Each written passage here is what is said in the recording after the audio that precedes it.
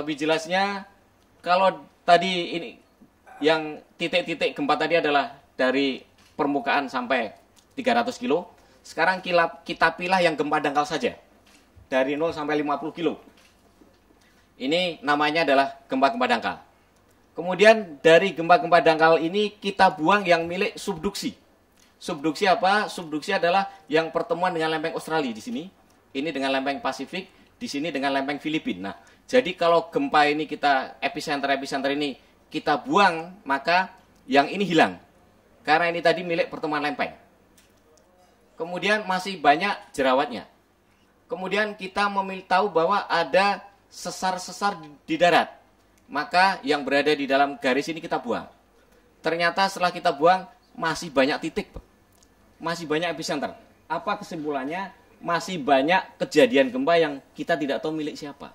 Artinya masih banyak sumber-sumber gempa yang tidak kita ketahui, yang perlu kita selidiki lebih lanjut. Nah, ini adalah, di sini ada Pak Heri Haryono, kemudian ada staf khusus, ada Pak Dani. Inilah tugas-tugas yang perlu, Pak, ini. Perlu kita identifikasi, masih banyak yang PR-PR yang kita kerjakan. Nah, bagaimana kita mengetrit ini? Ada suatu cara khusus, cara matematik, yaitu kita gunakan graded seismicity. Kemudian pada akhirnya seluruh informasi ini kita gabung, kita cari matematiknya, sehingga kita dapatkan yang namanya probabilitas magnitude, probabilitas jarak, probabilitas perambatan gelombang, yang pada akhirnya akan kita dapatkan goyangan. Nah, jadi prinsipnya yang kami kerjakan adalah dari fenomena alam, kita coba mengkuantifikasikan kejadian alam ini dengan matematik, sehingga bisa kita dapatkan parameter goyangan yang kita inginkan. Di sini kami menggunakan dua software. Pertama adalah software UAGS, ini kebetulan kami ada kerjasama. Dan untuk verifikasi kami menggunakan software Easy Average.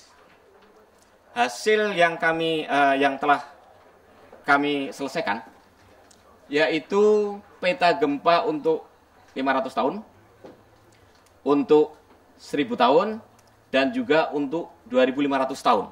Nah, ini untuk perencanaan bangunan agar digunakan 2500 tahun.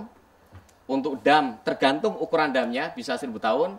Kemudian untuk fasilitas yang lain yang lebih kecil, bisa digunakan 500 tahun.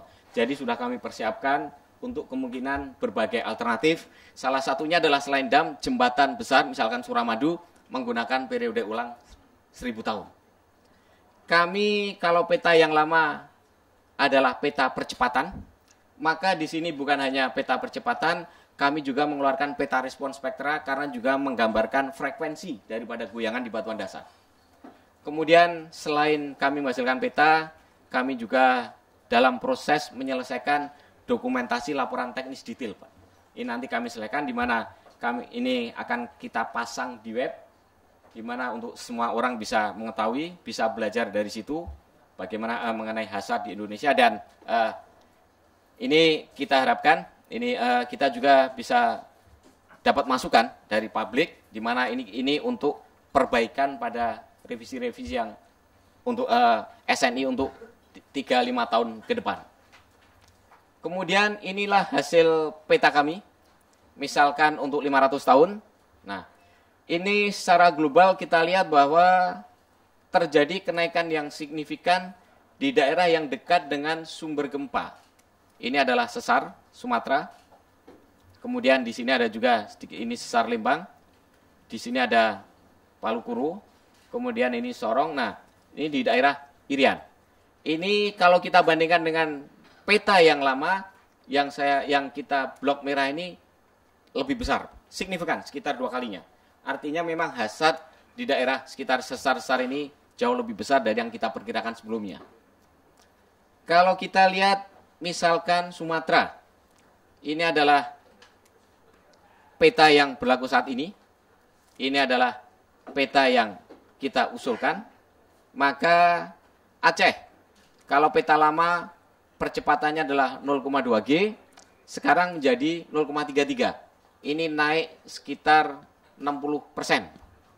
Kenapa? Karena memang di Aceh pernah terjadi yang jauh lebih besar dari yang kita perkirakan. Kemudian Medan sama, Padang di sini kalau dulu 0,25, sekarang naik menjadi 0,32. Ini naik sekitar 25%. Jadi untuk yang ingin melakukan rekonstruksi Aceh, dalam rangka rekonstruksi Aceh memang perlu kita gunakan, rekonstruksi saya nunjuk Padang tapi Aceh ini. Untuk rekonstruksi Padang kita perlu menggunakan nilai ini, Pak. Memang risk hazardnya lebih besar dari yang kita perkirakan. Tapi tidak seluruhnya lebih besar. Untuk Lampung justru kita dapatkan lebih turun, lebih rendah ini.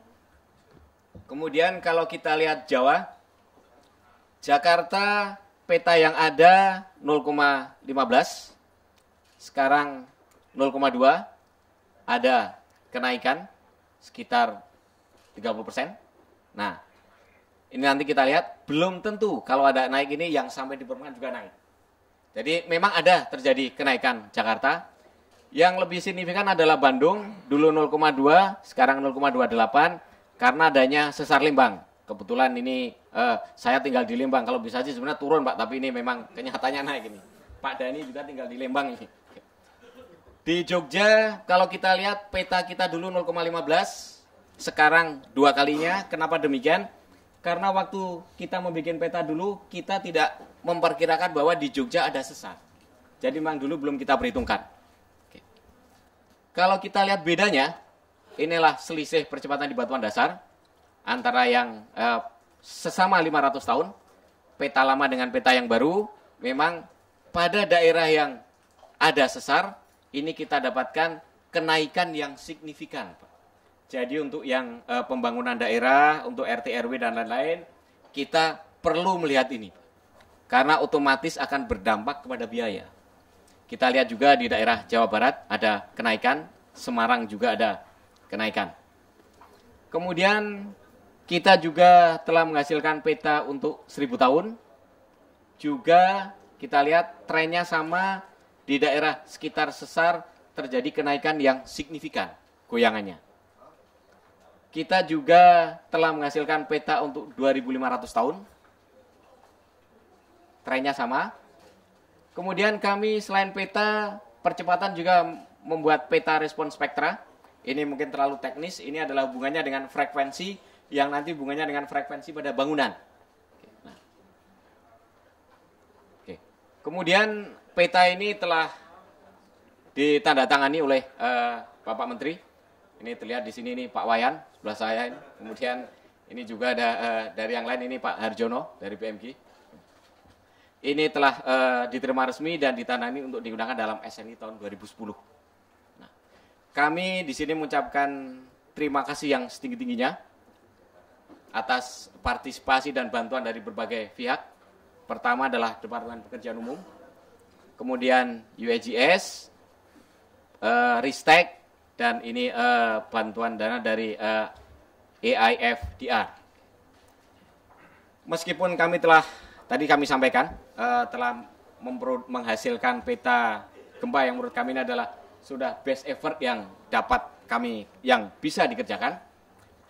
Kami merekomendasikan untuk di sini ada rekomendasi jangka pendek maupun jangka pendek menengah maupun jangka panjang.